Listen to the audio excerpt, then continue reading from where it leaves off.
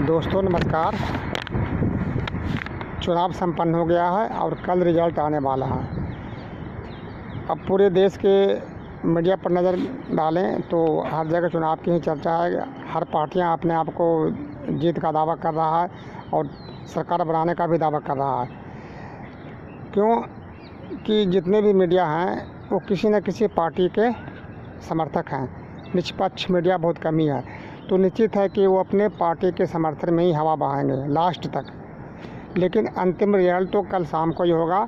लेकिन फिर भी देखा जाए तो देश की जो स्थिति है, अभी जो देश का आकलन है, उसके हिसाब से स्थिति कुछ और ही बता रहा है। भाजपा तो शुरू से ही कह रही थी कि 400 पार का नारा दे रही थी, लेकिन 400 पार का नारा सिर्फ नारा ही है, 400 पार हो ही नहीं रहा है।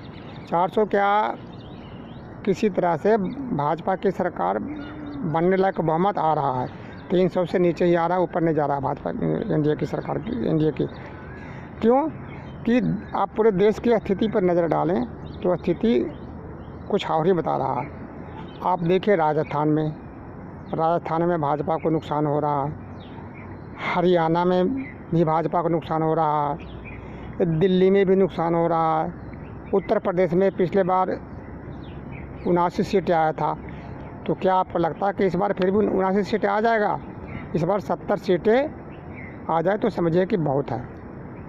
बिहार में भी भाजपा को नुकसान हो रहा है, नीतीश की स्थिति फिर भी ठीक है, आरजेडी की स्थिति ठीक है। पश्चिमी बंगाल में भी भाजपा को भारी नुकसान हो रहा है। कर्नाटक में वहाँ भी वो आर.के. रमन्ना वाला केस के पीछे भाजपा को नुकसान वहाँ भी हो रहा है गठबंधन की वजह से। उधर चले जाइए तमिलनाडु और केरल, तो वहाँ तो भाजपा को खाता भी नहीं खुल रहा है। तो ऐसे स्थिति में 400 पार की बात कहाँ से आ गई? वो तो बाकी कल आपको सब रिजल्ट आमने सामने आ ही जाएगा। जो उधर देखिए उड़ीसा में बीजू जनता दल है, वो किसी गठबंधन के साथ नहीं है।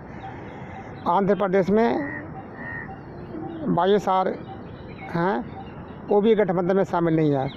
तो यदि उड़ीसा के बीजू जनता दल, आंध्र प्रदेश के वाईएसआर, इनको यदि इंडिया गठबंधन के साथ यदि साथ आते हैं, इनको सीटें मिला दिया जाए, तो इनकी सीटें भी टोटल 270 के आसपास पहुंच रहे हैं। तो ऐसी स्थिति में यदि जोड़ तोड़ होता है तो इंडिया गठबंधन की सरकार भी बन सकती है।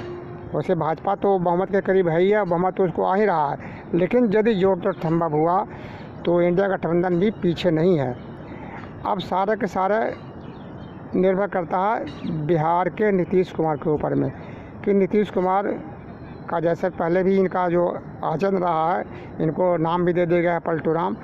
तो इस अभी फ़िलहाल उनके नेचर को देखा जाए तो भीतर से वो अभी भी नाराज़ हैं।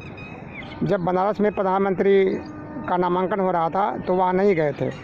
तो इसलिए निश्चित है कि यदि इंडिया गठबंधन के साथ यदि नीतीश कुमार आ जाते हैं तो संभव है कि इंडिया गठबंधन की सरकार भी बन जाए। क्योंकि जब वो आएंगे तो और अकेले नहीं आएंगे, साथ में और पार्टियां भी आ सकती है।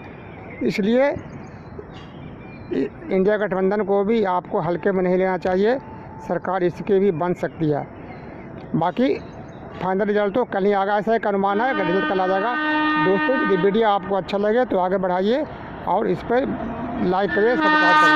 धन्यवाद।